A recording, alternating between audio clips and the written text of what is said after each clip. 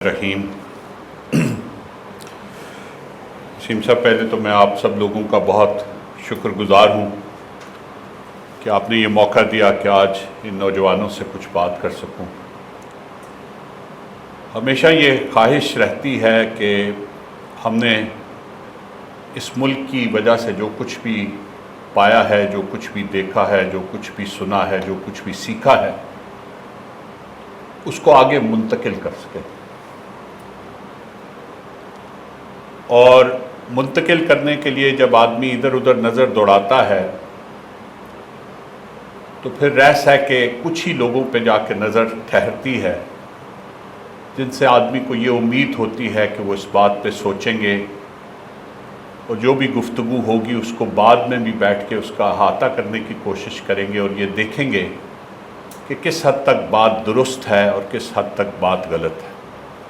یہ کسی صورت میں بھی ضروری نہیں ہے کہ میں جو کچھ بھی کہوں آپ لوگ اس سے اتفاق کریں، اور جمعیت کم از کم جب ہم جمعیت کا حصہ ہوا کرتے تھے تو اس کی ایک سب سے بڑی خوبی یہ تھی کہ اس میں اختلاف کی گنجائش موجود تھی، اور اختلاف سوچ کا بھی حسن ہوتا ہے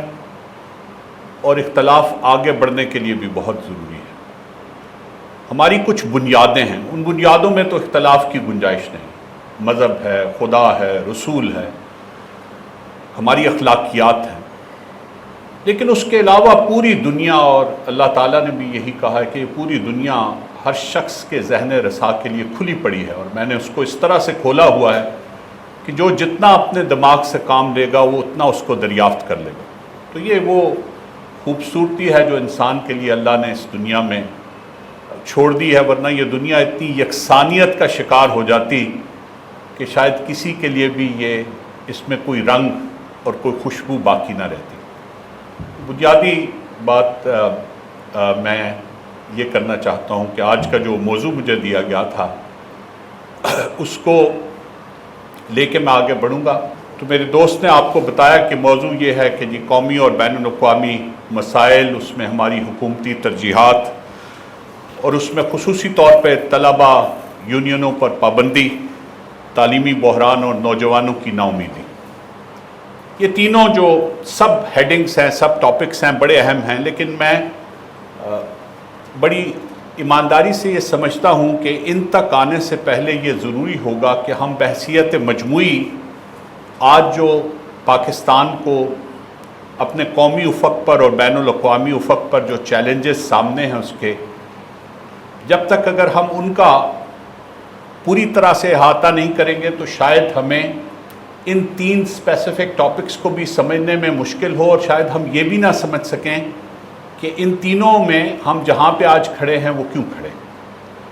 تو میں اس طرح سے بات کروں گا کہ جو ہمارے قومی مسائل ہیں اس کے آج کے، اور بہت ہی بے تکلفی سے اور اپنی طرف سے پوری سچائی سے میں یہ کوشش کروں گا کہ وہ تمام ان مسائل کی بریفلی نشاندہی کروں، اور نشاندہی کرتے ہوئے پھر ہم آگے بڑھتے ہوئے ان تینوں چیزوں تک آئیں، اور پھر آپ کے ساتھ مل کے اس کے اوپر مزید بحث ہو اور اس کی بات کو ختم کیا جائے۔ بنیادی بات جو ہمارے سمجھنے کی ہے، کیونکہ ہم نے یہ دیکھنا ہے کہ ہمارے مسائل کیا ہیں اور حکومتی ترجیحات کیا ہیں، تو بنیادی بات تو ہمارے لیے سمجھنے کی یہ ہے کہ آج جو حکومتی نظام جس میں ہم سب لوگ کام کر رہے ہیں، کیا ہم اس کو ایک آئینی، قانونی اور لیجٹمیٹ سسٹم آف گورنمنٹ کہہ سکتے ہیں کہ نہیں کہہ سکتے۔ یہ بنیادی، کیونکہ جو ترجیحات ہوتی ہیں، جو رسپانسز ہوتے ہیں حکومت کے، وہ ترتیب پاتے ہیں ان کی اپنی لیجٹمیسی سے، کہ وہ کس چیز کی پیداوار ہے۔ وہ کسی حادثے کی پیداوار ہیں، کسی پروسیس کی پیداوار ہیں، کسی مینپولیشن کی پیداوار ہیں، یا وہ ایک پورے کوشش اور ایک پورے نظریے کو ساتھ لے کے چلیں۔ اب بدقسمتی کی بات یہ، اور شروع میں یہ بات کہنا معیوب بھی لگتا ہے اور تھوڑا سا دکھ بھی ہوتا ہے آدمی کو، کہ آج جس حکومتی نظام میں ہم سب لوگ موجود ہیں وہ ڈی فیکٹو تو ہے، آپ سب لوگ چونکہ پڑھے لکھے ہیں، کہ وہ واقعاتی طور پہ تو وہ حکومتی نظام یہاں پہ قائم اور دائم ہے، لیکن آئین اور قانون کی زبان میں جس کو کہتے ہیں کہ وہ ڈی جیورے نہیں ہے، اس کی جسٹیفیکیشن، اس کی بنیاد، اس کی آئینی جسٹیفیکیشن موجود نہیں ہے۔ سو ایک حکومتی نظام ہے لیکن اس کی لیجٹمیسی نہیں ہے۔ یہ ایک بنیادی بات ہے جس کو آپ کو ذہن میں رکھنا پڑے گا۔ شاید پھر ہمیں جب ہم آخر میں پہنچیں گے تو بہت آسانی ہو جائے گی یہ سمجھنے میں کہ یہ جو رسپانسز، جو 3 سب ٹاپکس ہم نے اٹھائے ہیں، ان پہ جو حکومت کے اس طرح کے رسپانسز ہیں وہ کیوں ہیں۔ تو یہ پہلی بات ہے کہ آج جو وزیر اعظم بیٹھا ہوا ہے اسے پتہ ہے کہ میں ایک منتخب وزیر اعظم نہیں ہوں۔ آج جو صدر بیٹھا ہوا ہے اس کو یہ معلوم ہے کہ میں حقیقی طور پہ اس ریاست کا سربراہ نہیں ہوں، اور میں یہ بات بغیر کسی وجہ کے نہیں کر رہا۔ دیکھیے، ہر ریاست کی بنیاد ایک گورننگ ڈاکیومنٹ ہوتا ہے، وہ تحریری بھی ہو سکتا ہے، وہ غیر تحریری بھی ہو سکتا ہے۔ پاکستان اس لحاظ سے بڑا خوش قسمت ہے کہ ہمارا گورننگ ڈاکیومنٹ یا آئین پاکستان جو ہے وہ غالباً دنیا کے ان ڈاکیومنٹس میں سے ہے جو بہت ہی الیبریٹ ہیں، اور جس میں بڑی تفصیل سے یہ طے کر دیا گیا ہے کہ پاکستان کا نظام حکومت کیا ہوگا، پاکستان کا نظام ریاست کیا ہوگا، پاکستان کا نظام معیشت کیا ہوگا، پاکستان کا نظام معاشرت کیا ہوگا۔ ان سب چیزوں کی بہت تفصیل سے، اور وہ لوگ ہمیں ہمیشہ ان کو احسان کے ساتھ ان لوگوں کو یاد کرنا چاہیے جو 1973 کی اس قومی اسمبلی میں موجود تھے، اور ان میں بہت بڑے بڑے نام تھے، بہت بڑے بڑے لوگ تھے وہ۔ میں نام کی بات نہیں کرتا، میں دل سے یہ سمجھتا ہوں کہ وہ بہت بڑے بڑے لوگ تھے جنہوں نے پاکستان کو یہ آئین دیا، اور اس کی اساس اس سوچ پہ رکھی جو سوچ پاکستان بننے کا باعث بنی تھی۔ ہم نے بعد میں اس اساس کو فالو نہیں کیا، ہم نے ہر وہ کام کیا جو اس آئین میں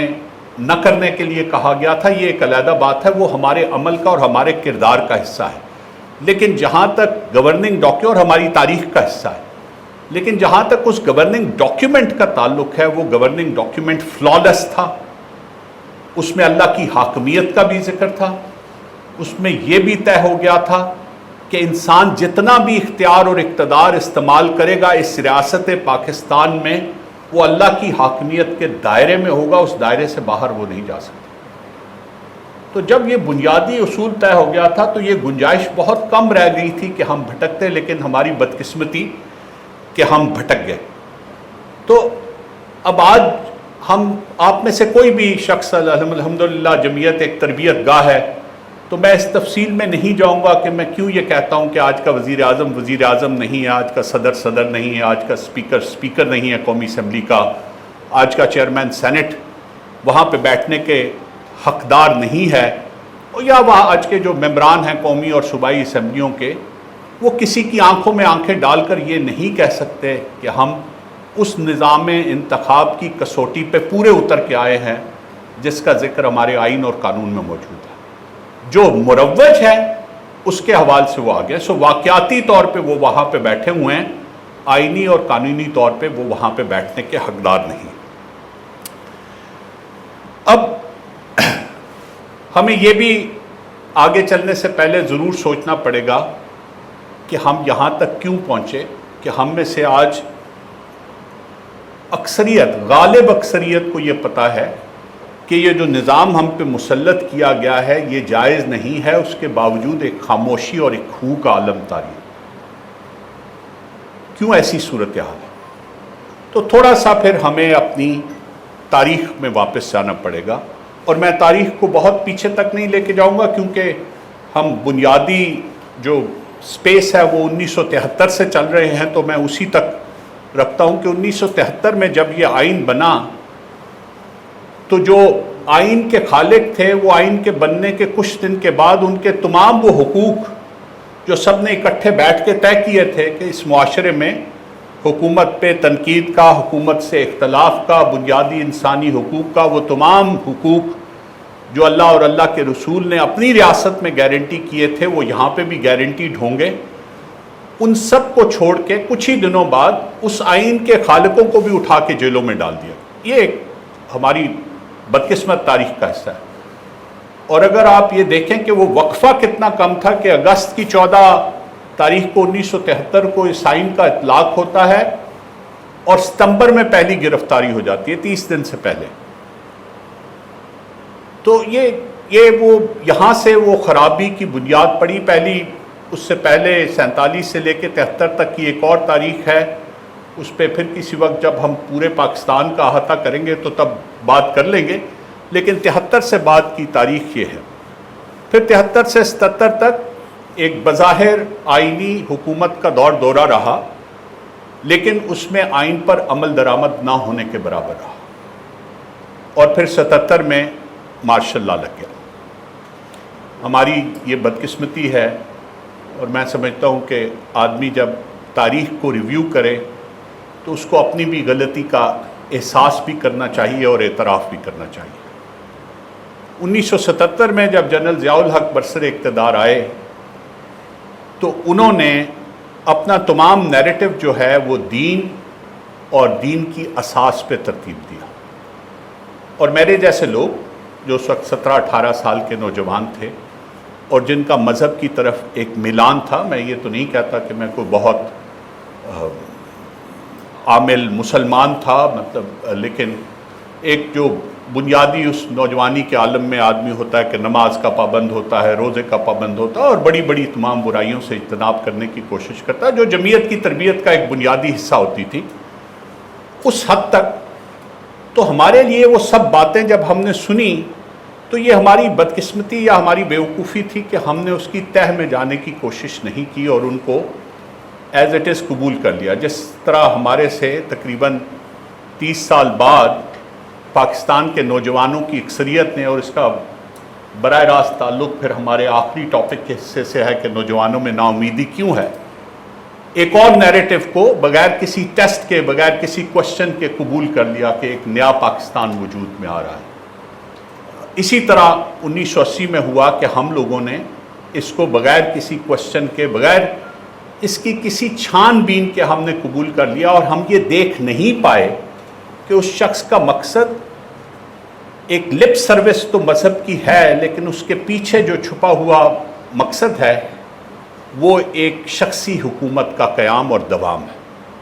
تو دوام تو کی کوشش بہت ہوئی, لیکن دوام بہرحال ہم لوگوں کے ایمان کا حصہ ہے کہ صرف اللہ کی حاکمیت کو دوام حاصل ہے. سو وہ دوام حاصل نہیں ہو سکا, اور 1977 سے 1988 تک کا جو سفر ہے وہ ایک رائیگاں سفر بن گیا. اور پھر 1988 میں ایک مرتبہ پھر جو سو کالڈ ہماری ڈیموکریسی ہے اس کے ساتھ ایکسپیریمنٹیشن شروع. یہ وہ خرابیاں ہیں جو ہماری بنیاد میں شامل ہیں جس کی وجہ سے آج ہم یہاں پہ کھڑے. 88 سے 99 کا ایک 11 سالہ دور ہے جس میں بنیادی طور پہ 2 سیاسی جماعتوں کے درمیان حکومت تبدیل کی جاتی رہی, کنٹرول ڈیموکریسی جس کو کہا جاتا تھا, اور اس کے نتائج ملک کے لیے اتنی معاشرتی ٹوٹ پھوٹ تو نہیں ہوئی, لیکن معاشی ٹوٹ پھوٹ کافی ہوئی. تو معاشی طور پہ پاکستان کی کمزوری کی بنیادیں 1988 سے لے کے 1999 تک رکھی گئی.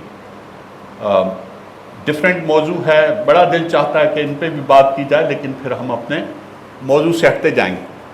لیکن اس لیے میں ان چیزوں کو سکپ کر کے گزار دوں. کبھی پھر وسیم بلائیں گے تو جس دن کوئی خاص اکانومی پہ بات کرنی ہوگی تو اس دن پھر ان چیزوں کا بھی ضرور احاطہ کریں گے.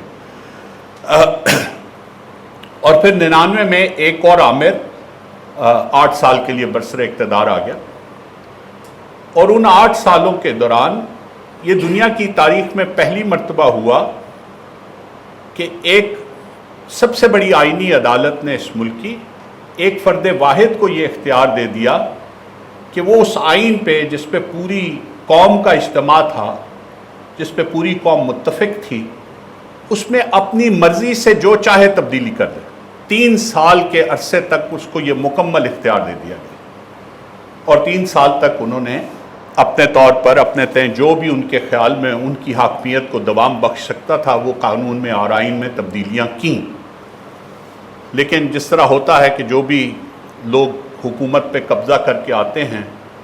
وہ پھر بہت جلدی اس کوشش میں پڑ جاتے ہیں کہ ہمیں کوئی لیجیٹمیسی ملے، تو لیجیٹمیسی کی چکر میں پھر 2002 کے مینیپولیٹڈ الیکشنز ہوئے، اور اس کے نتیجے میں جو حکومت آئی وہ حکومت نہ تو نمائندہ تھی اور نہ ہی آئینی تھی۔ اب یہ ایک تھوڑا سا فاسٹ فارورڈ کر کے میں اس بات کو آگے لاتا ہوں کہ 2002 میں ہم نے ایگزیکٹلی یہی ایکسرسائز دہرائی تھی کہ ہم نے اپنی مرضی کے لوگوں کو منتخب کیا، کچھ کو الیکشن جتایا، کچھ کو ہروایا، کچھ پارٹیوں کی تبدیل کرنے کے اوپر مجبور کیا گیا، اور ایک ایسی حکومت بنائی گئی جن میں سے سب نے یہ اتفاق کیا کہ ہمارا قبلہ جو ہے وہ پرویز مشرف سے طے کریں گے کہ ہم نے کیا کرنا ہے اور کیا نہیں کرنا۔ لیکن اس حکومت کی لائف لائن اتنی چھوٹی تھی کہ 5 سال کے عرصے میں اس شخصی آمریت کو 3 مرتبہ اپنا وزیر اعظم تبدیل کرنا پڑا، تو جو سب سے کمپلائنٹ وزیر اعظم تھے وہ بھی نہیں چل سکے۔ اب ہم نے وہی تجربہ 2024 میں دوبارہ دہرایا۔ ہمیں سچ بولنا چاہیے، اور میری یہ خواہش ہے کہ آپ لوگ یہ جب 3 روزہ آپ کا سیمینار اور یہ تربیت آپ کی مکمل ہو تو آپ اگر یہاں سے کچھ اور بھی نہ سیکھیں تو صرف ایک چیز ضرور سیکھ کے جائیں کہ جب سچ بولنا بہت مشکل بھی لگ رہا ہو اس وقت بھی سچ ضرور بولنا چاہیے۔ جب سچ آپ کی ذاتی ترجیحات کے خلاف بھی ہو تو تب بھی سچ ضرور بولنا چاہیے۔ جب بظاہر آپ کو یہ لگ رہا ہو کہ یہ سچ بولنے میں میرا نقصان ہے تب بھی آپ کو سچ بولنا چاہیے، اور یہ یاد رکھنا چاہیے کہ ایمان کی سب سے کمزور حالت وہ ہے جس میں آپ دل سے کسی چیز کو برا جانیں، ورنہ ہر دوسری صورت میں آپ کو برملا یہ اظہار کرنا ہے کہ نہیں مجھے یہ بات درست نہیں لگتی۔ تو ہماری بدقسمتی یہ ہے کہ تقریباً 2 دہائیوں کے بعد اب ہم نے پھر وہی ایکسپیریمنٹ دہرایا، اور اس کا نتیجہ بھی وہی ہے کہ ہماری ایک ایسی حکومت ہے جو واقعاتی طور پہ تو موجود ہے لیکن آئینی اور قانونی طور پہ نہ وہ لیجیٹمیٹ ہے اور نہ ہی اسے عوام کی منظوری حاصل ہے۔ یہ منبع ہے ان خرابیوں کا جو آج ہمارے سب کے سامنے ہیں، اور جب تک ہم ان تجربوں کو دہراتے رہیں گے میں یہ سمجھتا ہوں کہ یہ کبھی ہم درستگی کی راہ پر نہیں چل سکتے۔ آئین پاکستان جو ہے اس کی ہمارے سے ایکسپیکٹیشنز کیا ہیں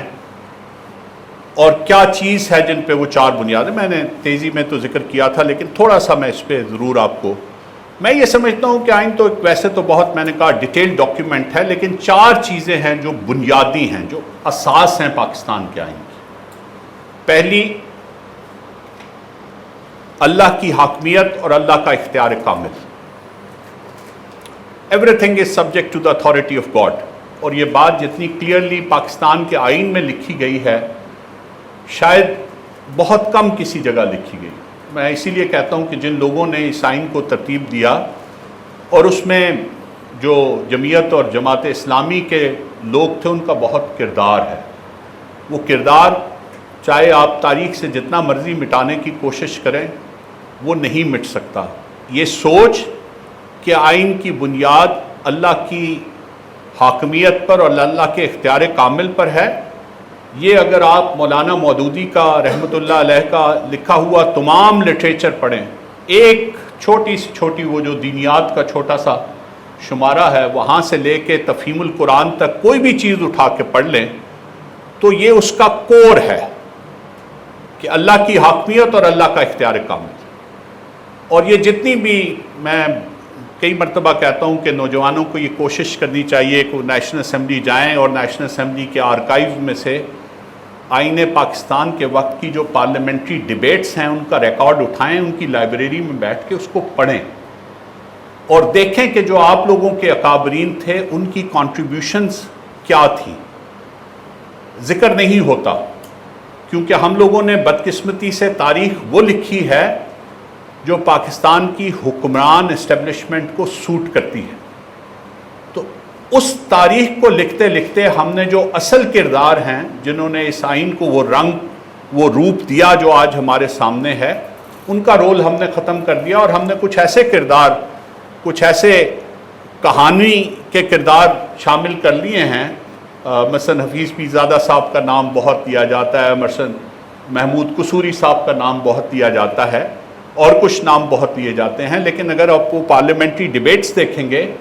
اگر آپ وہ ریکارڈ دیکھیں گے جو ڈسکشنز ہوتی تھیں، جو سب کمیٹیز میں ڈسکشنز ہوتی تھیں، تو آپ کو اندازہ ہوگا کہ اس میں سب سے زیادہ جو کنٹریبیوشنز تھیں وہ ان جماعتوں سے تھی جن کی اساس دین پر تھی. میں خالی جماعت اسلامی کا ذکر نہیں کر رہا، میں مولانا مفتی محمود رحمۃ اللہ علیہ کا بھی ذکر کر رہا ہوں، ان کی بھی اس میں بہت سی کنٹریبیوشنز تھیں. تو یہ ایک ایسی چیز ہے. بہرحال پہلی اور بنیادی بات یہ ہے. دوسرا یہ ہے، اور یہ کور ہے ہماری، جس میں نے آپ کو کہا نا کہ ہماری خرابی کی کوئی بنیاد ہے. دوسری اساس یہ ہے کہ ریاست کے اندر اللہ کے اس اختیار کا استعمال عوام کے منتخب نمائندوں کے ذریعے ہوگا، اور یہ بالکل کلیئر ہے، اس میں کوئی ifs اور بٹس نہیں ہے کہ جی وہ نمائندے منتخب ہونے سے پہلے کہیں اور کسی اور کے حضور حاضر ہوں گے اور وہاں پہ جا کے اپنا کیا نام ہے طے کریں گے، ان کی فرما برداری کا عہد کریں گے. یا یہ نہیں ہے کہ جی وہ کسی ایک شخص کو یہ اختیار کر دے دیا جائے گا کہ وہ جس کو چاہے وہاں پہ نامنیٹ کر کے بٹھا دے. صرف ایک ہی کلیئر ہے کہ جی وہ اللہ کے اختیار کا استعمال وہ لوگ کریں گے ان دائروں میں جو خدا تعالیٰ نے مقرر کر دیے ہیں قرآن کے ذریعے اور حدیث کے ذریعے، جو لوگ براہ راست جن کو منتخب کریں گے. تیسری جو بنیادی اساس ہے وہ یہ ہے کہ ہمارے صوبے جو وفاق کی 4 اکائیاں ہیں، ان کی ایک بنیادی حیثیت ہے پاکستان کے آئین میں. ان 4 اکائیوں نے مل کر پاکستان بنایا. جب پاکستان بنا تو ان 4 اکائیوں کی یہ حیثیت نہیں تھی. سندھ میں آج کل تو یہ بہت ڈیبیٹ چل رہی ہے کہ جی یہ صوبے سیکروسینٹ ہیں اور ان کی حدیں تبدیل نہیں ہو سکتی. حدیں پاکستان کی تبدیل نہیں ہو سکتی. ان صوبوں کی حدیں 1947 میں یہ نہیں تھیں جو آج ہیں. خیرپور ایک ریاست تھی جو سندھ میں شامل ہوئی تو وہ سندھ بنا جو آج ہمارے سامنے. تمام تقریباً جتنا آپ کا اندرونی سندھ ہے، دیہی سندھ جس کو کہتے ہیں، رورل سندھ، وہ خیرپور ریاست کا حصہ تھا، وہ سندھ کا حصہ نہیں تھا. اسی طرح بلوچستان انگریز کے وقت میں 1947 میں chief commissioners province of Balochistan کہلاتا تھا، اور اس کے صرف 2 ڈویژنز تھے، کوئٹہ اور یوب. یہ جتنی اسٹیٹس ہیں جو لسبیلا سے شروع ہو کے اور کلات تک، یہ پرنسلی اسٹیٹس تھیں. ان سب کے اپنے اپنے حکمران تھے، ان کے سب کے اپنے اپنے نواب تھے، جن لوگوں نے پھر پاکستان کے ساتھ الحاق کا فیصلہ کیا تو بلوچستان کی وہ صورت بنی جو آج ہم کہتے ہیں کہ جی وہ بلوچستان کی صورت ہے. برا نہ منائیے گا، کچھ چیزیں پھر ساتھ ساتھ آتی جاتی ہیں تو وہ شاید ان کا موضوع سے ڈائریکٹ نہ ہو. اسی طرح خیبر پختونخوا جو ہے، یہاں پہ کچھ ساتھی بیٹھے ہوں گے سارے صوبوں کے. خیبر پختونخوا میں سوات اور چترال اور دیر، یہ تینوں خیبر پختونخوا کا حصہ نہیں تھے. یہ تینوں اگین پرنسلی سٹیٹس تھیں جنہوں نے بعد میں غالباً 1954 میں آ کے پاکستان سے الحاق کا فیصلہ کیا اور پھر صوبہ خیبر پختونخوا میں ان کو ضم کیا گیا. تو یہ اسی طرح پنجاب جو ہے وہ صرف 4 ڈویژنز پہ مشتمل تھا. پنجاب میں راولپنڈی ڈویژن تھا، سرگودا ڈویژن تھا، لاہور ڈویژن تھا اور ملتان ڈویژن تھا. بہاولپور اور پورا ساؤتھ پنجاب جتنا کا جتنا ہے یہ ریاست بہاولپور کا حصہ تھا. اور یہ جب ریاست بہاولپور نے انضمام کا فیصلہ کیا پاکستان میں تو پھر پنجاب کی یہ صورتحال بنی. یہ آپ لوگوں کو میں کہتا ہوں کسی اور کو معلوم ہو نہ ہو، جمعیت کے جو لوگ جمعیت کی سوچ سے تعلق رکھتے ہیں انہیں یہ صوبائیت کو بھی ڈسکارڈ کرنا ہے. ان کی آواز اونچی ہونی چاہیے، بلند ہونی چاہیے. انہیں بار بار یہ کہنا چاہیے کہ ہم صرف پاکستان میں بلیو کرتے ہیں، ہماری آئیڈینٹی پاکستان ہے. ہماری آئیڈینٹی پنجاب، خیبر پختونخوا، سندھ یا بلوچستان نہیں ہے. اور پاکستان کی آئیڈینٹی اس وقت آپ آرگیو کرنے کے قابل ہوں گے جب آپ یہ بتا سکیں گے کہ پاکستان ایوالو ہوا ہے، ایک ایوولوشن کے ذریعے بنا ہے. اور ہم نے یہ جو آرگیومنٹ آج کل مختلف سیاسی جماعتوں نے اور سیاسی گھرانوں نے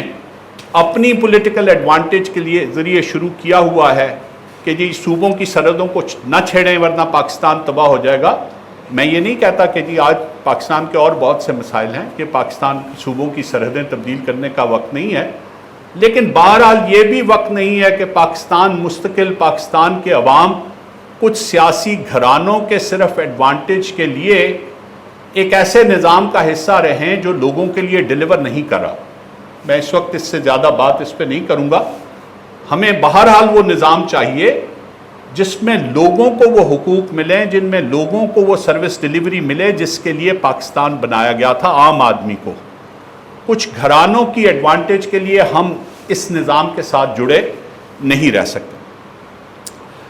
اور چوتھی چیز جو بنیادی اساس ہے وہ قانون کی حکمرانی ہے، رول آف لا جس کو کہتے ہیں. ہماری یہ بدقسمتی ہے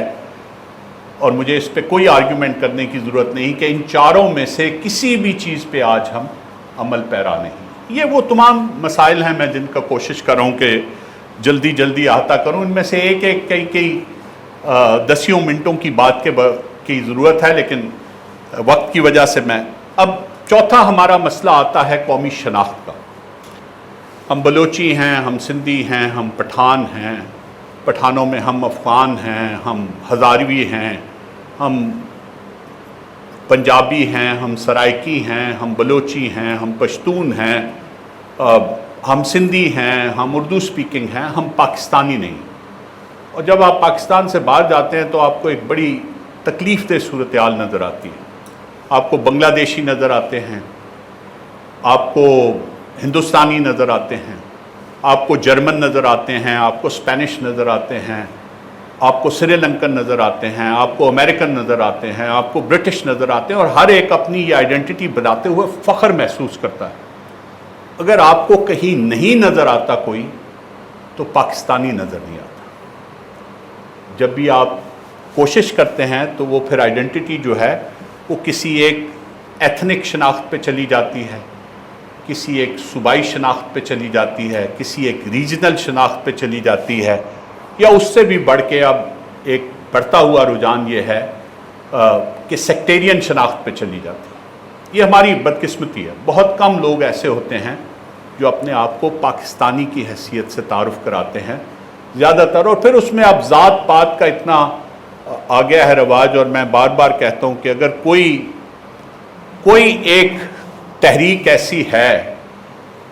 کوئی ایک جماعت ایسی ہے، کوئی ایک جمعیت ایسی ہے جس کے خمیر میں یہ ہے، خمیر میں بار بار یہ لفظ استعمال کرتا ہوں کہ اس نے ان ساری سب آئیڈینٹیز کو نگیٹ کرنا ہے، ان کو ریجیکٹ کرنا ہے، اور صرف پاکستان کی آئیڈینٹی کو ری انفورس کرنا ہے، تو وہ جمعیت اور جماعت اسلامی ہے. یہ آپ یقین مانیں، میری اس وقت 65 برس عمر ہے، مجھے یہ کہنے کے لیے کوئی ضرورت نہیں ہے، لیکن میرا یہ بیلیف کا حصہ ہے، کیونکہ میں نے اپنی جوانی میں یہ دیکھا ہے کہ جتنے زور و شور سے جمعیت نے اور جماعت اسلامی نے ان سب آئیڈینٹیز کو نگیٹ کیا، آج شاید ہم کمزور پڑ گئے ہیں، اور ہم اتنے زور سے اور اتنی توانائی سے اور اتنی طاقت سے ان سب آئیڈینٹیز کو نگیٹ نہیں کر رہے. ہمیں کرنا چاہیے اور پوری توانا آواز کے ساتھ کرنا چاہیے. ہمیں اس فکر میں نہیں پڑنا چاہیے کہ اس سے شاید ہماری حمایت میں کچھ کمی ہو جائے گی، یا اس سے شاید ہمارے سے کچھ لوگ ہٹ جائیں گے. جو ہٹیں گے ان سے بہت زیادہ تعداد ہمارے ساتھ آ کے جڑنے کے لیے تیار ہو جائے گی. تو یہ ہماری قومی شناخت کا نہ ہونا ہمارا اگلا بہت بڑا مسئلہ. پھر ہمارا مسئلہ ہے معاشی بحران کا. آپ سب لوگ پڑھے لکھے لوگ ہیں، ہمارے اوپر قرضوں کا بحران ہے، ہمارا ٹیکسز کا بحران ہے،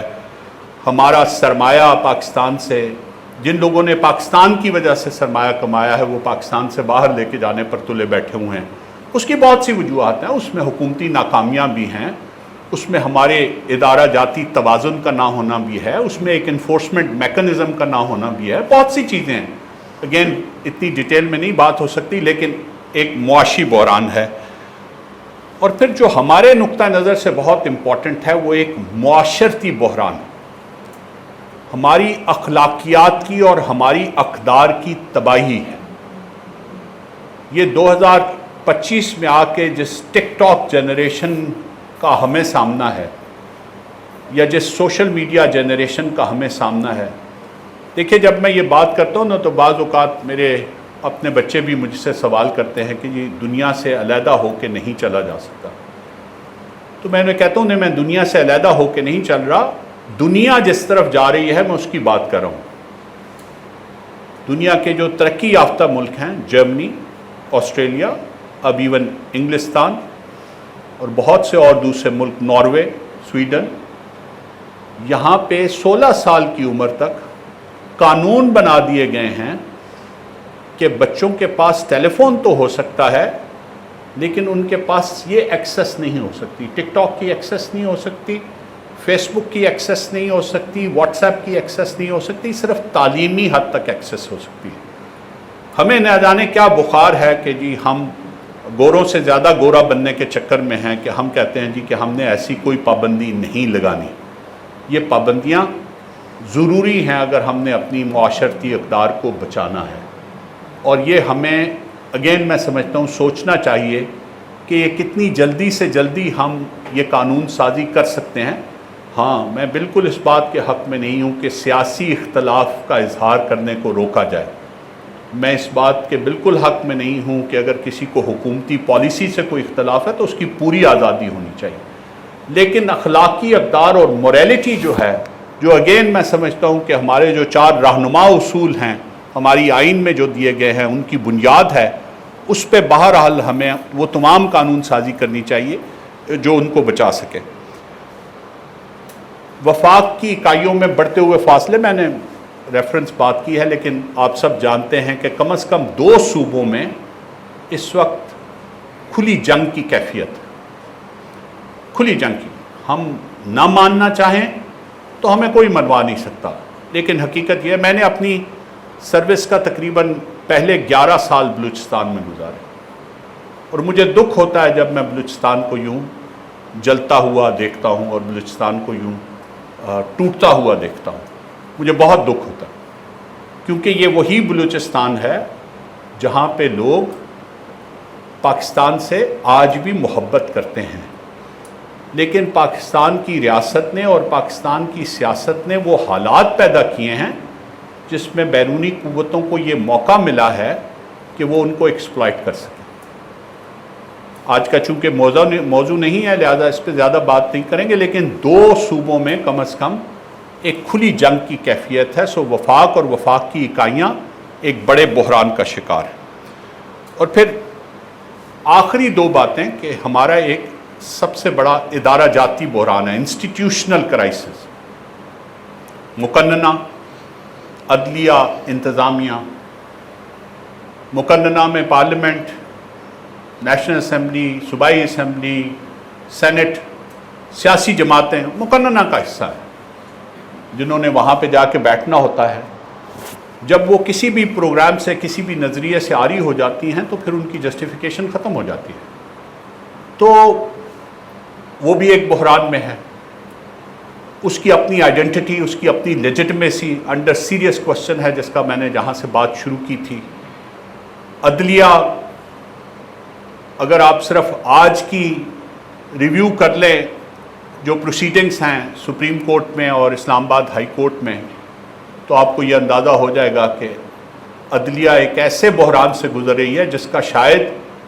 ماڈرن جوڈیشل سسٹم میں آپ کو کوئی جس کی مماثلت نہ ملے، کہ اسلام آباد ہائی کورٹ کے 5 ججز سپریم کورٹ میں ایز پیٹیشنر جا کے کھڑے ہیں۔ میں بالکل یہ نہیں کہتا کہ وہ جو کچھ ان کا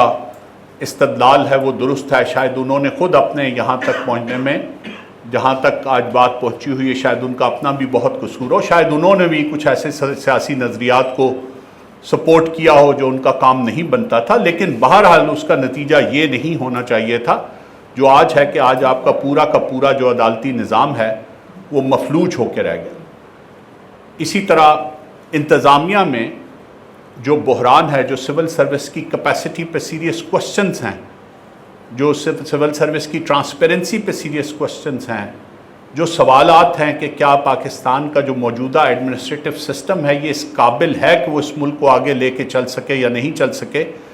یہ بہت بڑے سوالات ہیں اور یہ بڑے جائز سوالات ہیں، کیونکہ پچھلے کئی سالوں سے ہم یہ دیکھ رہے ہیں کہ آہستہ آہستہ ملک انتظامی لحاظ سے تباہی کی طرف جا رہا ہے۔ تو یہ تمام ادارہ جاتی بحران ایک ایسی شکل اختیار کر گیا ہے جس کو ہم کوشش تو کرتے ہیں کہ ہماری توجہ اس سے ہٹائی رکھی جائے، لیکن یہ اب ہمیں انگلف کر رہا ہے، یہ اب ہمیں اپنی لپیٹ میں لے رہا ہے، اور یہ ممکن نہیں ہوگا بہت زیادہ دیر کے لیے کہ ہم یہ اسی طرح سے پلے کرتے رہیں اور ہم یہ کہیں کہ نہیں پاکستان میں کوئی کرائسس نہیں ہے۔ پاکستان میں مقننہ کی لیجیٹیمیسی بھی نہیں ہے، پاکستان میں عدلیہ کی بھی لیجیٹیمیسی نہیں ہے، اور پاکستان میں انتظامیہ کے اوپر بھی بہت سیریس سوالات کھڑے ہوئے ہیں آج۔ سو تینوں کے تینوں آرمز جو ہوتے ہیں گورنمنٹ کے، کسی بھی ڈیموکریٹک گورننس سسٹم کے، وہ سارے انڈر کوسچن ہیں۔ اور فائنل بات میں یہ کروں گا کہ پاکستان کا جو سب سے بڑا بحران ہے وہ لیڈرشپ کا بحران ہے، اور یہ وہ گوشہ ہے جہاں پہ میں سمجھتا ہوں کہ آپ جیسے لوگ، نوجوان جو طبقہ ہے، اس نے کوئی رول پلے کرنا ہے، لیکن وہ رول پلے کرنے کے لیے آپ کو اپنے آپ کو تیار کرنا۔ میں کیوں کہتا ہوں پاکستان میں لیڈرشپ کا بحران ہے؟ میں اس لیے کہتا ہوں کہ پاکستان میں لیڈرشپ کا بحران ہے کہ آج پاکستان میں کوئی سیاسی لیڈر ایسا نہیں ہے جو کوئی نظریہ لے کے سامنے آ، یا آپ کسی کی نفرت میں سامنے آ کے کھڑے ہوئے ہیں، یا آپ کسی کی اندھی تقلید میں سامنے آ کے کھڑے ہوئے ہیں۔ دونوں چیزوں کی کوئی جسٹیفیکیشن نہیں، کوئی سیاسی نظریہ نہیں ہے، کوئی سیاسی جماعت نہیں ہے جو یہ کہہ سکے کہ ہم ایک جماعت کے طور پہ آپریٹ کر رہے ہیں، کوئی سیاسی جماعت نہیں، اور کوئی سیاسی لیڈر ایسا نہیں ہے جو کہہ سکے کہ میرا دامن صاف ہے۔ میں خالی کرپشن کی ایلیگیشنز کی بات نہیں کر رہا۔ دیکھیے، کسی بھی سیاسی لیڈر کے لیے سب سے بڑی چیز اس کی لیجیٹیمیسی اور اس کی انڈورسمنٹ ہوتی ہے فرام دا پیپل۔ جب آپ نے لوگوں سے لوگوں کا یہ حق لے لیا اور آپ اس بات میں فریق بن گئے کہ آپ کو ناجائز طور پہ لا کے کوئی اسمبلی میں بٹھا دے اور آپ اس کو ایکسیپٹ کر لیں، تو پھر آپ نے سیاست کی کفن پہ آخری کیل ٹھونک دی، کیونکہ آپ نے خود اس تمام نظریے کو دفن کر دیا جس کی بنیاد سیاست ہوتی ہے، کہ آپ ایک نظریہ لیتے ہیں، ایک مشن لے کے آتے ہیں، لوگوں کے سامنے اس کا پرچار کرتے ہیں، لوگوں کو اس پہ ساتھ لے کے چلتے ہیں، اور پھر ان کے ذریعے حکومت تک پہنچتے ہیں۔ جب آپ نے اس بات کو ایکسیپٹ کر لیا کہ میں لوگوں سے غیر متعلق ہو کے حکومت تک پہنچنے کو کوئی رستہ، تو پھر اس کا مطلب ہے کہ آپ کی کوئی سیاسی جماعت نہیں ہے، سیاست بھی نہیں ہے اور کوئی سیاسی جماعت بھی نہیں ہے۔ تو یہ وہ سارے بحران ہیں جو ہمارے سامنے ہیں، اور میں نے ان سب کا احاطہ اس لیے کیا ہے کیونکہ میرے خیال میں یہ ساری چیزیں براہ راست تعلق رکھتی ہیں ان تین سب ٹاپک سے جن کا ہم ذکر کریں۔ آپ کہیں گے کیسے؟ اب آپ اسٹوڈنٹ یونین کو لے لیجیے۔ اسٹوڈنٹ یونین پہ پابندی جب پہلی مرتبہ لگی، میں غالباً ان آخری لوگوں میں شامل تھا جو ایک منتخب اسٹوڈنٹ یونین کا حصہ تھے پاکستان میں۔ 1982 میں جب میں پنجاب یونیورسٹی لاء کالج کی اسٹوڈنٹ یونین کے صدر کی حیثیت سے منتخب ہوا، تو اس کے فوراً بعد پھر اسٹوڈنٹ یونین پہ پابندی کا وقت آ گیا، اور اس سے پہلے بھی لگی اور پھر اس کے بعد، اور اب تو بہت دہائیوں سے مستقل لگی۔ بدقسمتی کی بات یہ ہے کہ یہ پابندی آپ سوچیں کیوں لگائی، اور جب لگی تو اگر کسی عامر کے دور میں لگی تو پھر جمہوری حکومتوں نے اس کو کیوں نہیں ہٹایا؟ یہ وہ بات ہے جو آپ کے سوچنے کی بات ہے۔ عامر نے تو لگانی تھی۔ دیکھیے، اسٹوڈنٹ یونینز ایک تربیت گاہ کی حیثیت رکھتی تھی۔ اسٹوڈنٹ یونین میں آپ کی ایک سیاسی سوچ ترتیب پاتی تھی، آپ ایک نظریے پہ، ایک مشن پہ کام کرتے تھے، آپ اپنے حالات کا معروضی جائزہ لیتے تھے، آپ یہ فیصلہ کرتے تھے اور چیزوں کا جس کو کہتے ہیں آبجیکٹیو انالیسس کرتے تھے کہ کیا یہ بات درست ہے یا نہیں ہے۔ اور پھر مختلف جو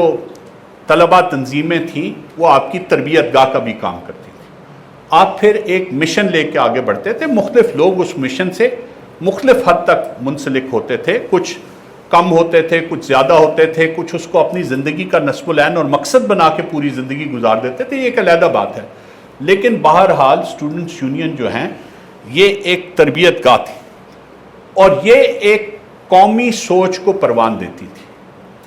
اور یہ لوگ پھر اپنے حق کے حکمرانی کے لیے بھی اور اپنے حق کے انتخاب کے لیے بھی جد و جہد کرتے تھے. اب جب ہم نے یہ فیصلہ کر لیا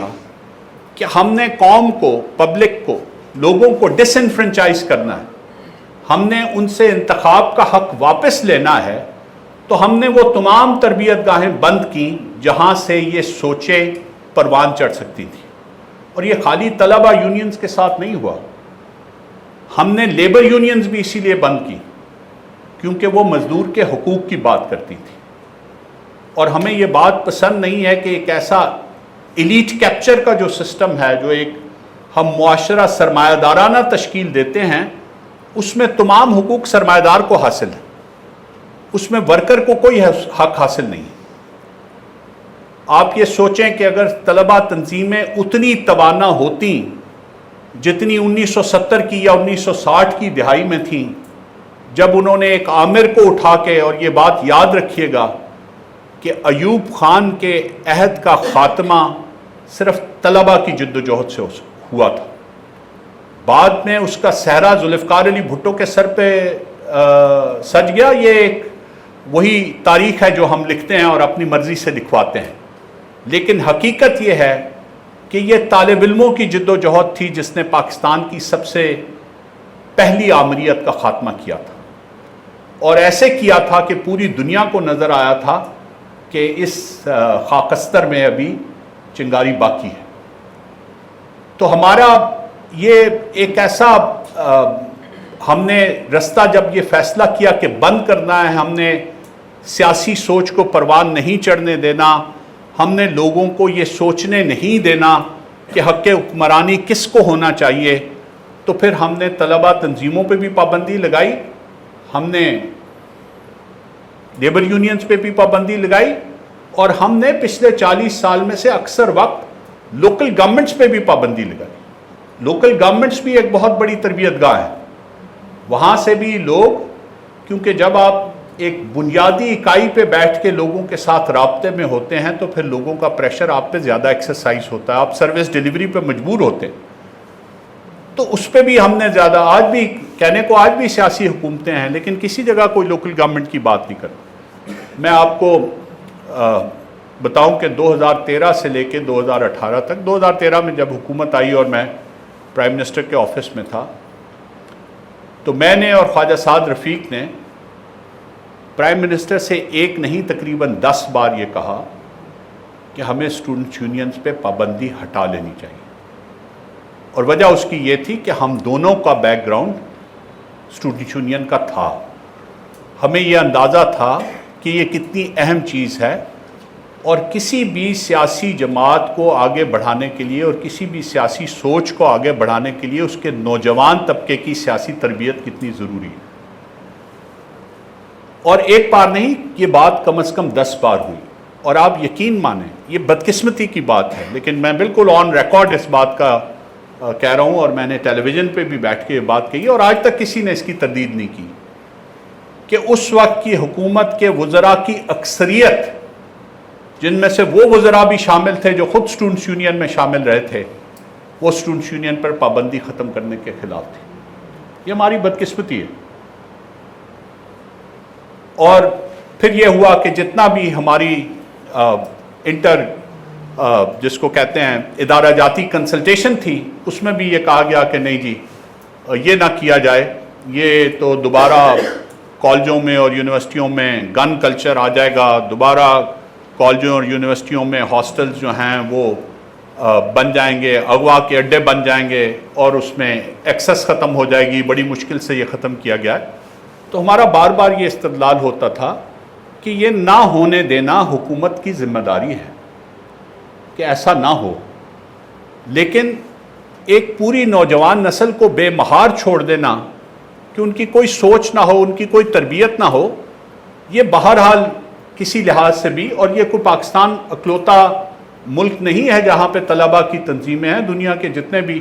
میں یہاں سے تعلیم حاصل کرنے کے بعد جب انگلستان میں گیا تو انگلستان میں بھی میں یونیورسٹی آف لنڈن کے 5 کانسٹیٹیوئنٹ کالجز تھے، ان میں کنگز کالج تھا، اس میں سویس تھا، اس میں LSE تھا، اس میں کوئین میری کالج تھا، اور اس میں UCL تھا۔ ان 5 کالج کی ایک اکٹھی جوائنٹ اسٹوڈنٹ سوسائٹی ہوتی تھی جس کو پوسٹ گریجویٹ سوسائٹی، تو میں وہاں پہ ہی جنرل سیکرٹری الیکٹ ہوا سن 2000 میں۔ تو وہاں پہ آج تک ان تمام ملکوں میں آج تک کوئی طلباء تنظیم، کوئی سوسائٹی کسی بھی غیر قانونی سرگرمی کی علم بردار نہیں ہے۔ تو یہ ایک نیریٹو ترتیب دیا گیا، اور اس کے لیے میں یہ پھر سمجھتا ہوں کہ شاید جمعیت کو یہ اپنے ذمے لینا پڑے گا کہ طلباء کی یونینز کی بحالی کے لیے ایک تحریک شروع کی جائے۔ اس کے لیے بہت کام کی ضرورت ہے، یہ اتنا آسان کام نہیں ہے۔ میں آپ کو ایک انسائیڈر کی حیثیت سے بتاتا ہوں کہ ریاست کی پوری قوت اس کے خلاف ہوگی، پوری قوت، اس کو روکنے کی ہر ممکن کوشش کی جائے گی، لیکن اس کے پیچھے جو سوچ ہے کہ طلباء یونینز کیوں نہیں ہونی چاہیے، کیونکہ ہم نوجوان نسل کو کوئی سمت نہیں دینا چاہتے۔ ہم اس بات پہ تیار نہیں ہیں کہ وہ یہ سوچنا شروع کر دیں کہ ہم نے اپنے مستقبل کو کیسے گزارنا ہے، کیا ہمارا مقصد صرف ایک ڈگری لے کے ایک ملازمت حاصل کر کے اس کے بعد زندگی گزارنا ہے، یا ہم اس ملک، اس معاشرے کی ترتیب میں کوئی کردار ادا کرنا چاہتے ہیں۔ اور یہ وہ چیزیں ہیں جو اسٹوڈنٹ یونین کرتی ہوتی تھی۔ مجھے اچھی طرح یاد ہے ہمارے وقتوں میں ایک کم از کم ہر کالج میں ایک ہفتہ پورے سال میں ہفتہ تقریبات ہوا کرتا تھا جو اسٹوڈنٹ یونینز ارینج کیا کرتی تھیں، جس میں پورے ملک سے اسپیکرز بھی آتے تھے، شاعر بھی آتے تھے، اسٹوڈنٹس نعت خواں بھی آتے تھے، سیرت نبوی پہ بات کرنے والے بھی آتے تھے، مباحثے کرنے والے بھی آتے تھے، اور وہ پوری جتنی تقریبات جو ہیں اس میں نہ صرف یہ کہ آپ اپنے علاقے سے نکل کے آپ کراچی کے لوگوں کے ساتھ بھی منسلک ہوتے تھے، آپ کوئٹہ کے لوگوں کے ساتھ بھی منسلک ہوتے تھے،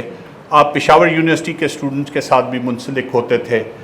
تو ایک تو آپ کی سوچ نکھرتی تھی، شہر سے باہر جاتی تھیں، آپ کی صوبائی عصبیت، آپ کی علاقائی عصبیت ختم ہوتی تھی۔ بلوچستان کا، کوئٹہ کا جو اسٹوڈنٹ لاہور میں آ کے میزبانی سے پنجاب یونیورسٹی میں لطف اندوز ہوتا تھا یہاں کے اسٹوڈنٹس کی، اس کا سوچ بدلتی تھی پنجاب کے بارے میں۔ تو ہم نے وہ تمام راستے بند کر دیے اور ہر ایک کو ہر جگہ پہ اپنے اپنے چھوٹے چھوٹے حصار میں قید کر کے رکھ دیا۔ تو اسٹوڈنٹ یونین پہ پابندی کے پیچھے جو سوچ ہے وہ بہرحال یہ ہے کہ ہم نے کوئی ایسے لوگوں کو سامنے نہیں آنے دینا جن کا ایک سوچ ہو، جن کا ایک نظریہ ہو، جن کا ایک مشن ہو، جو چیزوں کو اینالائز کریں، جو چیزوں کا آبجیکٹیو انالیسس کریں۔ اور یہ ساری تربیتیں چونکہ آپ کو اس ادارے میں ملتی تھی تو اس لیے اس کو ہم اب حکومتی ترجیحات اس پہ کیا ہے، میں نے آپ کو بتا دیا کہ جس وقت ہم نے یہ کوشش کی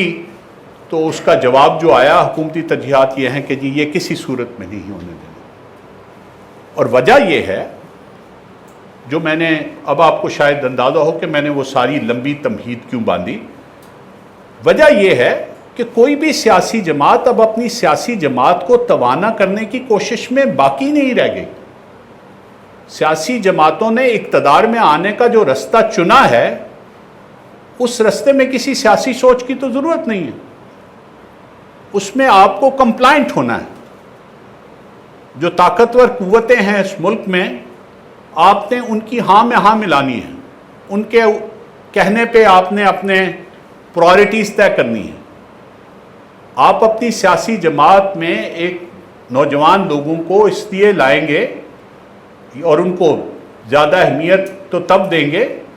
جب آپ یہ کرنا چاہتے ہوں گے کہ جی آپ کی سیاسی جماعت میں کوئی توانائی ہو۔ اور دوسری جو سب سے بڑی بات ہے وہ یہ ہے کہ جب سیاسی جماعتیں خاندانوں کی میراث بن جائیں تو پھر اس میں خوشاب کا رہنے والا کوئی طالب علم جو ہے اس کو تو کوئی حیثیت نہیں دی جا سکتی، یا اس میں سبی کے رہنے والے کسی طالب علم کو تو کوئی حیثیت نہیں دی جا سکتی۔ وہ تو بہرحال پھر ایک چھوٹے سے سندھ کے یا پنجاب کے یا خیبر پختونخوا کے یا کسی اور مقبول لیڈر کے ذاتی گھرانے کے کسی آدمی کو ہی بہرحال آپ نے آگے لانا ہے، اور اسی کو سیاسی جماعتوں کا ہمارا جو طریقہ کار ہے اب اس میں چونکہ نوجوانوں کے انڈکشن کی اور تربیت کی گنجائش نہیں رہی، اس لیے ان میں سے کوئی بھی اسٹوڈنٹس یونین کے لیے حمایت نہیں کرے گا۔ آپ دیکھیں، میں انفرادی مثال نہیں دینا چاہتا تھا، لیکن آپ کی سمجھ کے لیے میں مثال دوں۔ ہمارے جیسے لوگ جو ان چیزوں کو ذرا تھوڑا سا ڈسپیشنیٹلی دیکھتے تھے، ان کے لیے یہ بات بڑی اچھی لگی انہیں کہ جب پی ٹی آئی شروع میں عمران خان سامنے لے کے آئے تو اس میں انصاف اسٹوڈنٹس فیڈریشن کو ایک بہت اہم حیثیت حاصل تھی، اور چونکہ نوجوان طبقے کی ایک اکثریت ان کے ساتھ ہی آج بھی ہے، ہمیں اپنے سچ کو ماننا چاہیے، تو انہوں نے یہ امید کی جاتی تھی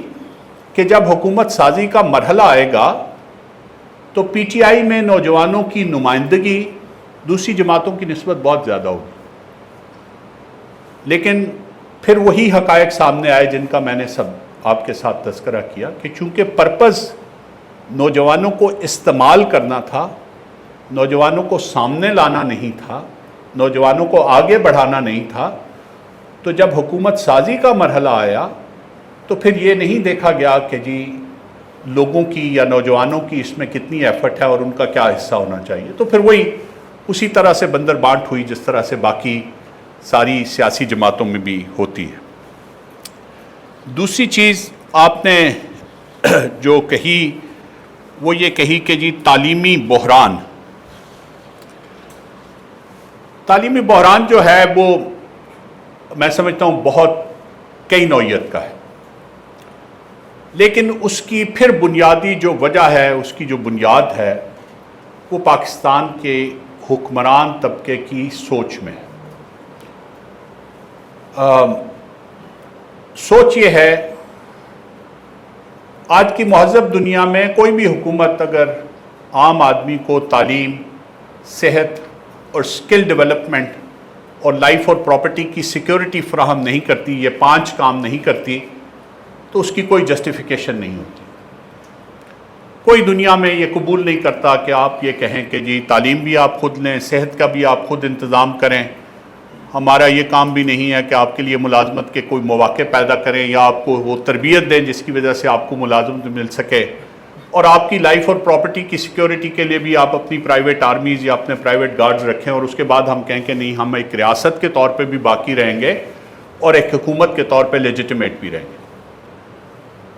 یہ 1990 سے یہ کاروبار شروع ہوا، اور یہ اگین ہماری بدقسمتی کی بات ہے کہ یہ کہا گیا کہ جی چونکہ ہم سکول اچھے طرح سے نہیں چلا سکتے اس لیے سکولوں کو پرائیویٹائز کر دیا جائے۔ یہ میں سمجھتا ہوں کہ شاید پاکستان کی تاریخ کے سب سے برے فیصلوں میں سے ایک فیصلہ تھا۔ کیوں کیا گیا؟ اس لیے کیا گیا، میں پھر وہی بار بار کہتا ہوں، اور اسی وجہ سے میں نے اتنا وقت لگایا اس پہ کہ ہم جب تک پورے نظام کی خرابیوں کو نہیں سمجھیں گے اس وقت تک ہم یہ نہیں سمجھ سکیں گے، کیونکہ سیاسی جماعتوں پہ اور حکومتوں پہ یہ دباؤ ہی باقی نہیں رہا کہ انہیں پبلک سروس ڈیلیوری کر کے حکومت میں آنا ہے، انہیں کسی کی منظور نظری چاہیے حکومت میں آنے کے لیے اور رہنے کے لیے۔ یہ بات ختم کر دی گئی ہے کہ آپ نے لوگوں کو تعلیم کی سہولت فراہم کرنی ہے یا صحت کی سہولت فراہم کرنی ہے۔ پورا سسٹم جو ہے وہ بدقسمتی سے ہائی جیک ہو چکا ہے،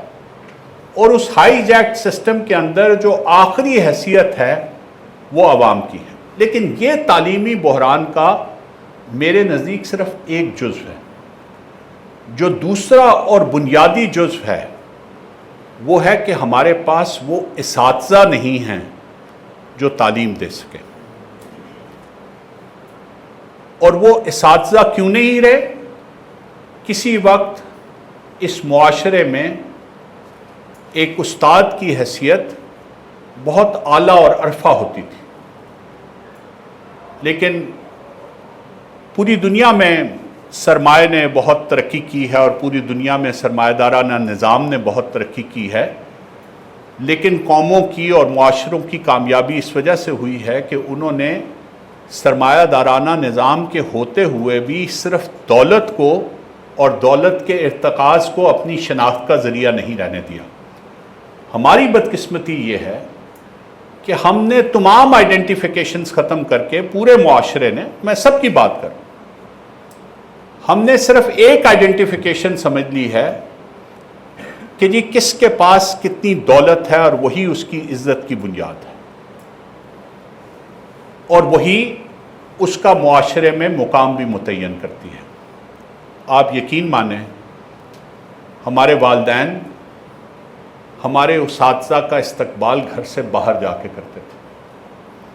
شاید کوئی بڑے سے بڑا آدمی آتا تھا تو وہ اپنے کمرے سے باہر نکل کے استقبال نہیں کرتے تھے، لیکن استاد کی اس وقت حیثیت وہ ہوتی تھی اور اہمیت وہ ہوتی تھی کہ وہ یہ سمجھتے تھے کہ یہ میرے بچے کے مستقبل کی تعمیر کر رہا ہے، تو اس کا مرتبہ کسی اور شخص سے کم نہیں تھا معاشرے میں۔ اب اگر آپ دیکھیں تو شاید آپ کے اساتذہ کو آپ کے والدین جانتے، یا مطلب میں شاید ہم میں سے اکثریت اپنے بچوں کے اساتذہ کو جانتی اور پہچانتی بھی نہیں ہے۔ وجہ یہ ہے کہ معاشرے میں اس کی حیثیت نہیں رہی۔ جب ہم تعلیمی بحران کا ذکر کرتے ہیں تو یہ تو ممکن ہے، یہ اتنا بڑا بحران ہے، میں چاہتا ہوں کہ آپ اس کی انارمٹی کا اندازہ لگائیں۔ یہ اتنا بڑا بحران ہے ہمارا تعلیمی بحران کہ یہ تو کوئی ایک معمولی سا بھی اچھا سیاسی لیڈر آ جائے گا یا کوئی حکومت ایسی آ جائے گی جو تعلیم پہ انویسٹ شروع کر دے گی تو شاید سکول تو دوبارہ کھڑے ہو جائیں، لیکن آپ کو اساتذہ کی کھیپ تیار کرنے کے لیے کئی دہائیاں چاہیے۔ اساتذہ راتوں رات پیدا نہیں ہو سکتے، اور آپ نے جو میں کہتا ہوں سب سے برا فیصلہ تھا وہ یہ تھا کہ جی آپ نے ایک 4th ایئر پروموشن سسٹم بنا دیا جس میں ہر شخص کو گریڈ 20 اور 21 اور 22 مل گیا، چاہے اس کے اسکول کے نتائج کچھ بھی تھے، چاہے اس نے تربیت کسی کو دی یا نہ دی، کیا اس نے کلاس اٹینڈ کی یا نہ کی، اس نے کسی کو ہوم ورک دیا یا نہ دیا، اس نے کسی کو کوئی سوچ دی یا نہ دی۔ آپ نے یہ فیصلہ کر دیا کہ 7 سال بعد، 12 سال بعد، 20 سال بعد، 22 سال بعد اس کو یہ ترقی مل جائے گی، اور پھر اس سے زیادہ جہاں پہ پھر دوبارہ سیاسی جماعتوں کی میں سمجھتا ہوں کہ مجرمانہ غفلت ہے، وہ یہ ہے کہ خاص طور پہ 80 اور 90 کی دہائی میں کچھ صوبوں میں تو یہ سلسلہ آج تک چل رہا ہے، لیکن پنجاب اور وفاق میں خاص طور پہ 80 اور 90 کی دہائی میں تمام اساتذہ کا انتخاب سیاسی وفاداریوں کی بنیاد پہ کیا گیا، اور ایک ایسے اساتذہ کی کھیپ آئی جنہوں نے آپ کے طلباء کا مستقبل آئندہ کئی صدیوں کے لیے تباہ و برباد کر دیا۔ میں آپ یقین مانیں ہم لوگوں نے اپنے استادوں کی بہت عزت بھی کی اور ان سے بہت کچھ سیکھا بھی۔ میری آج بھی خواہش ہوتی ہے کہ میرے جتنے استاد آج بھی زندہ ہیں میں وقتاً فوقتاً ان کے پاس جا کے ملتا رہوں، ان سے بیٹھتا رہوں، ان سے بات چیت کرتا رہوں، لیکن ہم نے ایک معاشرے کی حیثیت سے، ایک سوسائٹی کی حیثیت سے استاد کو رفتہ رفتہ اپنے پورے نظام میں سے خارج کر کے رکھ دیا ہے۔ تو تعلیمی بحران میرے نزدیک جو سب سے بڑا ہے، ماشاءاللہ ہمارے نوجوانوں میں کسی چیز کی کمی نہیں ہے۔ اگر آج حکومت تعلیم پہ انویسٹمنٹ شروع کر دے، اگر آج حکومت تعلیمی اداروں میں اور تعلیم کے بجٹ کو درست کر دے، اور یہ تو بہت سب سے آسان کام ہے، پرائورٹی تبدیل کرنے والا صرف کام ہے۔ حکومت کی پرائورٹی تعلیم اور صحت نہیں ہے، حکومت کی پرائورٹی اسکول کی بلڈنگ بنانا ہے، حکومت کی پرائورٹی ہسپتال کی بلڈنگ بنانا ہے، ہسپتال میں ڈاکٹر علاج کرنے کے لیے ہے یا نہیں ہے یہ ایک علیحدہ بات ہے۔ ابھی میں کل اپنے ایک دوست سے بات کر رہا تھا، وہ بھی پرانے ہمارے جمعیت کے ساتھی ہیں، ڈاکٹر ہیں، ریٹائرڈ پروفیسر ہیں، پنڈی سے ان کا تعلق ہے، تو وہ یہ بتا رہے تھے کہ ایک ڈاکٹر کو جو تنخواہ شروع میں ملتی ہے وہ کوئی 52 یا 53 ہزار روپیہ ہے جس دن وہ پہلے دن آتا ہے۔ تو وہ لازمی بات ہے، پھر اس کے سامنے جو گرینر پاسچرز ہوتے ہیں وہ انہی کی طرف دیکھتا ہے، کوئی سول سروس میں بھاگتا ہے، کوئی باہر کی کوشش کرتا ہے کہ USMLE پاس کر لوں اور اس کے بعد میری پوری زندگی تبدیل ہو جائے گی. تو یہ میں چاہتا یہ ہوں کہ عام طور پہ یہ کہا جاتا ہے جی کہ تعلیم کا جو سارا بحران ہے وہ فنڈنگ کا بحران ہے. میرے خیال میں اس سے بڑا جو بحران ہے وہ اساتذہ کا بحران ہے، اور اساتذہ کی تربیت کا بحران ہے کہ وہ اساتذہ ہم کہاں سے لائیں گے جن کا مقصد ایک نسل کو تیار کرنا ہو، جو 1960 اور 70 اور 80 میں تو تھے لیکن اب کہیں نظر نہیں آتے. اور فائنلی جو بات ہے کہ جی نوجوانوں کی نا امیدی، اب یہ پوری جتنی ہم نے باتیں کی ہیں ان سب میں جہاں پہ بھی آپ دیکھیں گے، جس بھی ہم نتیجے پہ پہنچے ہیں، آپ مجھ سے کسی جگہ پہ اختلاف کریں گے، کس جگہ پہ اتفاق کریں گے، لیکن ایک چیز ایسی ہے وہ یہ ہے کہ ایک ایسے ملک میں، اور خوفناک بات ہے، خوفناک بات، ایک ایسے ملک میں جہاں 15 سال سے کم عمر آبادی کی تعداد 40% سے زیادہ ہے، اور جہاں 15 سے 28 سال کے درمیان آبادی کی تعداد تقریباً 53% ہے، اور جہاں پہ 65 سال سے زیادہ آبادی کی تعداد صرف 3.5 یا 3.7% ہے. اس ملک میں نوجوان اتنا مایوس ہے، اتنا مایوس ہے کہ وہ اپنی جان کو خطرے میں ڈال کے، اپنے خاندان کو خطرے میں ڈال کے، اپنے والدین کی خوشیوں کو خطرے میں ڈال کے ہر طرح کا جس کو کہتے ہیں چیلنج اٹھا کے اس کی یہ کوشش ہے کہ وہ کسی طرح یہاں سے نکل کے کہیں چلا جائے. اور اس کی نا امیدی صرف معاشی اعتبار سے نہیں ہے. آپ یقین مانیں میں بہت کوشش کرتا ہوں لوگوں سے ملنے کی، ینگسٹر سے بھی ملنے کی اور ان سے بات کرنے کی بھی. ایک لیک آف پرپز ہے. کسی کو آپ 100 بچوں سے بات کریں، 18 سے 20 22 سال 25 سال کے بچوں کی عمر کے، ان میں سے جو بہت معدود چند بچے ایسے ہوں گے جن کا ایک پرپز یہ ہوگا کہ ہم نے یہ بننا ہے مثلا، اور اس کی زیادہ تر جو کڑی ہے وہ ملے گی جا کے اس بات سے کہ اس میں ہماری معاشی ترقی کے کیا مواقع ہیں، کہ ہمیں فنانشلی اس میں کیا ایڈوانٹیج حاصل ہوگی اگر میں IT کا انجینئر بن جاؤں، اگر میں ڈاکٹر بن جاؤں اور امریکہ چلا جاؤں، اگر میں انجینئر بن جاؤں اور سعودی عرب چلا جاؤں، اگر میں IT انجینئر بن کے کسی انٹرنیشنل کمپنی میں لگ جاؤں، یا میکینیکل انجینئر بن کے PSO میں چلا جاؤں، تو مجھے اس سے معاشی طور پہ کیا ہوگا. لیکن ایک انسان کی حیثیت سے، ایک معاشرے کے فرد کی حیثیت سے، پاکستان کے ایک شہری کی حیثیت سے، اس ملک سے اور اس ملک کے حوالے سے اس کی امید ڈوب چکی ہے. اسے نہ اس ملک میں اپنے لیے کوئی گنجائش نظر آتی ہے، اور میں یہ غالب اکثریت کی بات کروں. دیکھیں پاکستان میں اشرافیہ جو ہے اس کی تعداد 1% سے کم ہے. 28 کروڑ کی آبادی میں اس کی تعداد 1% سے کم ہے. ان کے بچوں کو تو اپنے لیے سب کچھ نظر آتا ہے، سب کچھ، ملازمتیں بھی نظر آتی ہیں، معاشی ترقی بھی نظر آتی ہے، معاشرتی سٹیٹس بھی نظر آتا ہے، بیرون ملک تعلیم بھی نظر آتی ہے کیونکہ ان کے والدین افورڈ کر سکتے ہیں. لیکن ہمارے ملک میں آج تک کوئی ایسا نظام نہیں. باتیں بہت ہوئی ہیں کہنے کو کہ جی 10,000 اسکالرشپ امریکہ دے گا پاکستانی اسٹوڈنٹس کے لیے اور 20,000 اسکالرشپ چین دے گا یا کوئی اور دے گا، لیکن ہم نے اپنے نظام تعلیم کو ان بنیادوں پہ استوار ہی نہیں کیا جہاں پہ اگر آپ معاشی طور پہ ایک خوشحال گھرانے سے تعلق نہیں رکھتے تو آپ ایک اچھی تعلیم کا خواب دیکھ سکیں. یہ ایک حقیقت ہے. کم از کم آج تک تو صورتحال یہی ہے کہ آپ کو ایک اچھی تعلیم کے لیے اپنے آپ کو کوالیفائی کرنے کے لیے آپ کو ایک مالدار گھرانے کا فرد ہونا ضروری ہے. بہت کم لوگ ایسے ہوں گے جنہوں نے اس کے بغیر اعلیٰ تعلیم کسی ایسی جگہ حاصل کی ہوگی. معدود چند ہے. مثال آپ کبھی بھی ایکسیپشنز کی نہیں دیتے. آپ ہمیشہ جب بات کرتے ہیں تو آپ اوور رائڈنگ میجورٹی کی بات کرتے ہیں.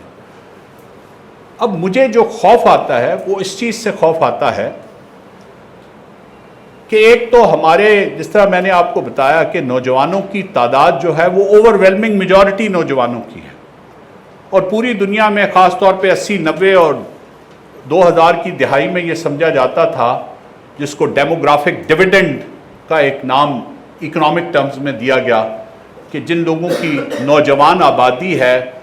وہ نوجوان آبادی ایک بہت بڑی ایڈوانٹیج ہے ان کے لیے کہ ان کے پاس ہیومن ریسورس موجود ہے۔ آپ حیران ہوں گے کہ جاپان جیسا ملک آج 5 لاکھ لوگ باہر سے برآمد کرنے پہ مجبور ہے، کیونکہ وہاں پہ بچے پیدا نہیں ہوتے اور ان کے پاس نوجوان ہنرمند لوگ نہیں ہیں۔ آج ناروے، سویڈن، یہ جتنی اسکینڈینیوین اور یورپین کنٹریز ہیں،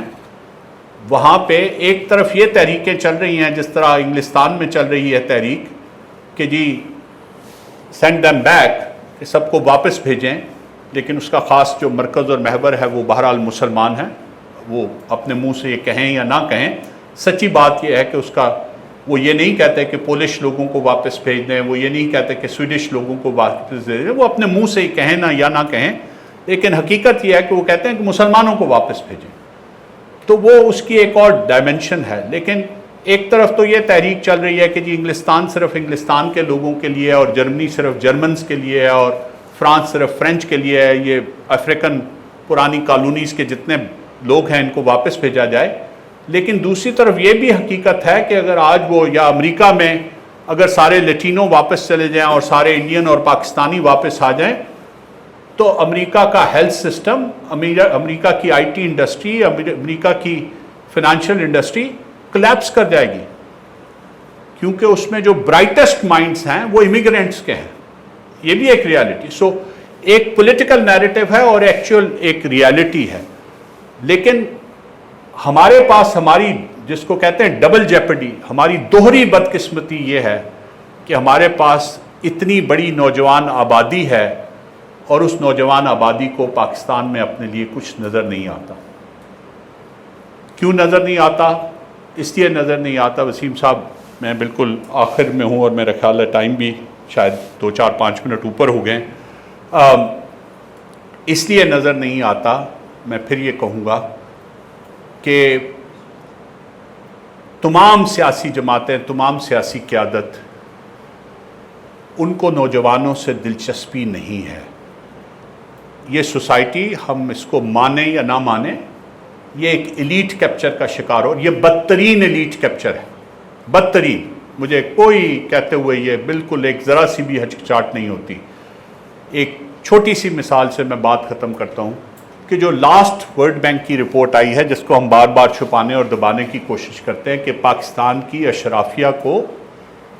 $17.6 بلین سالانہ کی سبسڈیز دی جاتی ہیں۔ ایک پبلشڈ رپورٹ ہے جس کو حکومت نے ڈینائی نہیں کیا،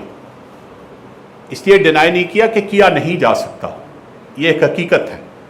$17.6 بلین کی سبسڈیز اس ملک میں اشرافیہ کے لیے سالانہ دی جا رہی ہیں، جس ملک کو زندہ رہنے کے لیے ہر سال $20 سے $25 بلین انٹرنیشنل مارکیٹ سے ادھار نیا لینا پڑتا ہے۔ تو یہ وہ ڈائیکاٹمی ہے، یہاں سے آپ کو اندازہ ہو جائے گا کہ آپ کی حکومتوں کی ترجیحات کیا ہیں۔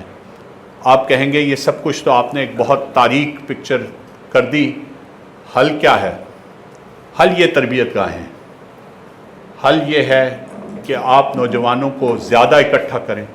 اپنی آؤٹ ریچ بڑھائیں۔ میں نے پنڈی میں بھی آپ کو کہا تھا،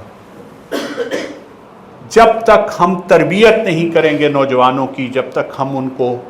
یہ احساس نہیں دلائیں گے کہ آپ کسی دوسرے ملک میں جا کے معاشی طور پہ تو ترقی کر سکتے ہیں، لیکن آپ ہمیشہ ایک دوسرے درجے کے شہری رہیں گے، اور کسی بھی دن کوئی پاگل اٹھے گا اور وہ کہے گا کہ سینڈ ہم بیک۔ کسی بھی دن کوئی پاگل اٹھے گا اور وہ آپ کے بچے کو یا بچی کو محض اس بنیاد پہ تضحیک کا نشانہ بنائے گا کہ اس کی جلد کا رنگ اس طرح کا نہیں ہے جس طرح کہ اس کے ملک کے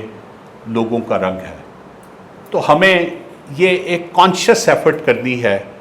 اور ہمیں احتساب کرنا ہے سیاسی جماعتوں کا، ہمیں اپنی سیاسی لیڈرشپ کا ہمیں خاموش ہو کے نہیں بیٹھنا۔ دیکھیں، مجھے خوف آتا ہے اس خاموشی سے، آپ یقین مانیں نوجوان اپنی نوجوانی میں جب قیدوں میں جایا کرتے تھے تو وہ ان کے لیے ایک سٹار ہوتا تھا، ان کے سینے پہ ایک تمغے کی طرح ہوتا تھا کہ اس نے 40 دن، اس نے چلہ کاٹا ہے، اس نے 13 دن کی قید کاٹی ہے، اس نے 40 دن کی قید کاٹی ہے، اس نے نظام مصطفیٰ کی تحریک میں جیل کاٹی ہے، اس نے پیپلز پارٹی کی حد تک یا پیپل اسٹوڈنٹس فیڈریشن کی حد تک بھٹو کی پھانسی پہ مظاہرہ کر کے کاٹی. اور میں تمام ان لوگوں کا بلا شرکت غیرے میں بہت احترام کرتا ہوں جنہوں نے کسی بھی مقصد کے لیے، کسی بھی سیاسی جماعت کے لیے، کسی بھی مشن کے لیے، شخصیت پرستی پہ میں بالکل قائل نہیں ہوں کہ جی کسی ایک شخص کے لیے، لیکن کسی بھی مشن کے لیے جس نے کوئی بھی مشکل اٹھائی ہے اس کا ہم سب کو احترام کرنا چاہیے. تو ہمیں بہرحال، اور یہ اگر کوئی یہ بدل سکتا ہے، یہ رستہ اگر کوئی تبدیل کر سکتا ہے، اس میں اگر کوئی موڑ آ سکتا ہے تو وہ یہ نوجوان لا سکتے ہیں. تو یہ جو نا امید لوگ ہیں جن کا آپ نے آخری نام رکھا اس لیے کہ آپ کو معلوم تھا کہ بہت ہے،